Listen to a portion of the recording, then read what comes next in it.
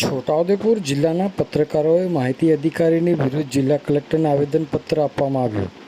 છોટાઉદેપુર જિલ્લાના અનેક પત્રકારો સાથે છોટાઉદેપુર જિલ્લા માહિતી અધિકારી દ્વારા કરવામાં આવતા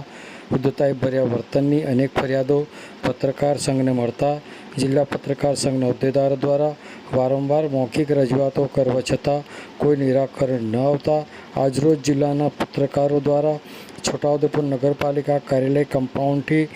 રેલી કાઢી હાથે કાળી પટ્ટી બાંધી મૌન રેલી યોજી જિલ્લા કલેક્ટર ગાર્ગી જૈનને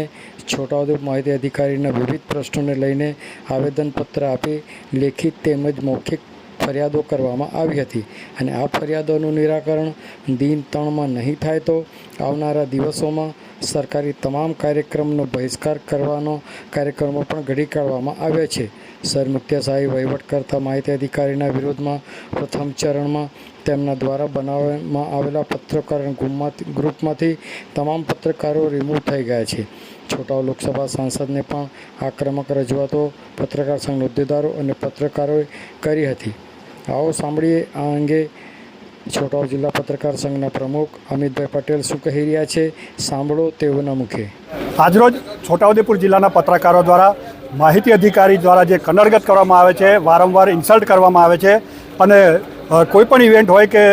ચૂંટણી પ્રક્રિયા હોય તે દરમિયાન પત્રકારોને અડચણરૂપ બને અને તંત્ર સાથે ઘર્ષણ થાય તે રીતનું જે પ્રયત્ન કરવામાં આવી રહ્યો છે, વાતાવરણ ઊભું કરવામાં આવે છે, તેને લઈને કંટાળી અને છોટાઉદેપુર જિલ્લાના પત્રકારો આજે એકત્ર થઈ અને એ માહિતી અધિકારી સામે કલેક્ટરને આવેદનપત્ર આપી અને 3 દિવસની અંદર મુદત આપવામાં આવી છે. 3 દિવસની અંદર એ પોતે પોતાની જે ભૂલો છે તેને સુધારી લે, નહીં તો છોટાઉદેપુર જિલ્લાના પત્રકારો આગામી દિવસોની અંદર આંદોલનરૂપી કાર્યવાહી હાથ ધરશે. અને આ બાબતે કલેક્ટરને પણ રજૂઆત લેખિતમાં કરી છે, મૌખિક પણ કરી છે. ત્યારે છોટાઉદેપુર જિલ્લાના જે સાંસદ છે, સાંસદને પણ લેખિત રજૂઆત કરી અને કાર્યવાહી માટેની માંગ કરવામાં આવી છે. ગ્રાન્ટ પાસ થઈ હોય કે ભાઈ સરકારી યોજના ચાલતી હોય ને તો એક યોજના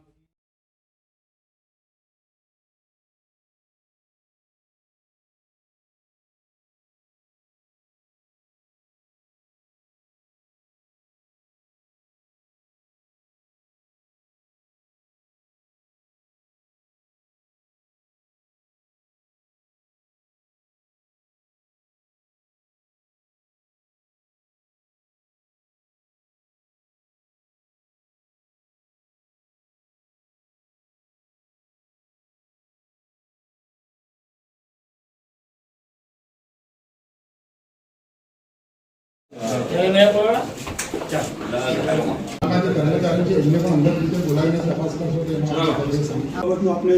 રજૂઆત કરી હતી તેમ છતાંય કોઈ એમને આજે અમને માહિતી અધિકારી દ્વારા જે કનડગત કરવામાં આવે છે તેને લઈને જે અવનવા પ્રશ્નો ઉભા છે તે બાબતો આપણે પણ રજૂઆત કરેલી જે માહિતી ખાતાની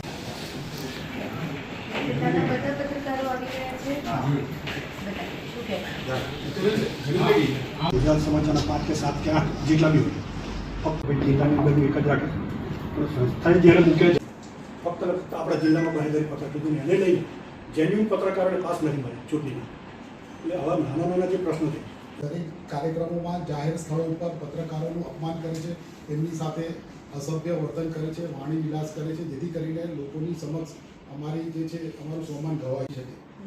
એમને કોઈ અધિકારી, કોઈ પોલીસ વિભાગના અધિકારીએ કીધું હોય કે એમને લેખિતમાં કોઈ એવો લેટર કર્યો છે કે જેને લઈને એમને આ પગલું લીધું છે. થઈ ગયા અત્યારે પ્રાથમિક છે, 3 દિવસની જે ટાઈમ લિમિટ આપી છે